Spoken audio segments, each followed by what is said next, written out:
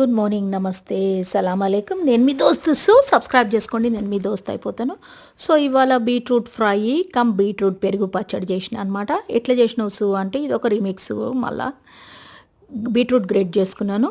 Great చేసుకొని దాని లోపల కొంచెం పచ్చి కొబ్బరి, 2 పచ్చిమిరపకాయలు తీసుకొని పచ్చి కొబ్బరి పచ్చిమిరపకాయలు గ్రైండ్ చేసుకున్నాను. అది బీట్రూట్ గ్రేట్ చేసుకున్న దాంట్లో వేసుకొని కొంచెం కరివేపాకు వేసుకొని కొంచెం ధనియాల జీలకర్ర పొడి, ఉప్పు వేసేసి, పసుపు వేయలేదు ఎందుకంటే దీనిలో ఇప్పుడు పసుపు వేసినా వేయకున్నా అని కూడా ఏమీ ఫరక్ పడదనమాట.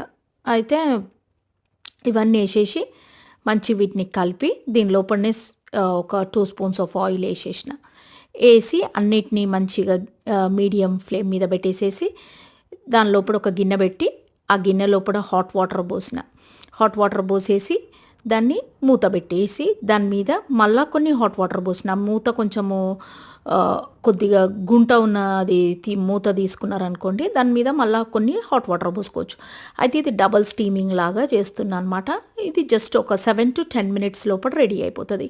లో టు మీడియం ఫ్లేమ్ మీద పెట్టేసేసి ఒక 7 to 10 minutes పెట్టినరంటే రెడీ అయిపోతుంది. దాని తర్వాత ఇంకా ఇది మూత తీసేసి దీన్ని ఆ మూత తీసేటప్పటికి ఈ వాటర్ ఉన్నాయి కదా, ఈ పై వాటర్ నియర్లీ ఇవాపరేట్ అయిపోతాయి అన్నమాట. మొత్తం 10 minutes అంటే మనం ఫుల్ మూత నిండా పోసుకుంటలేము, లిడ్ నిండా మనం వాటర్ పోసుకుంటలేము. లిడ్లా ఒక హాఫ్ వాటర్ పోసినాం అనమాట, ఇక అంతే.